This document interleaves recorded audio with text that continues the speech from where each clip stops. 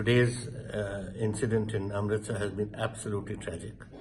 I was to leave this evening for Tel Aviv on a program, on a tour there to meet with the authorities there on various Punjab issues. I've had to postpone that. I'm tomorrow morning going to Amritsar to meet with those families who who suffered tragedies, both in deaths and in injuries. As far as the state is concerned, they are on full alert. Everybody has been shifted into Amritsar of our administration who are required, and all the injured are being taken to hospitals wherever they may be, and private or government, and the government is going to bear the full cost of this.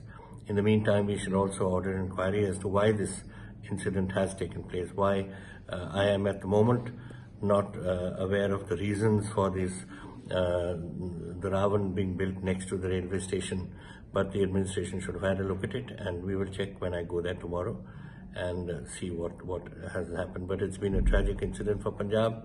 How many have died so far? We are hearing conflicting reports.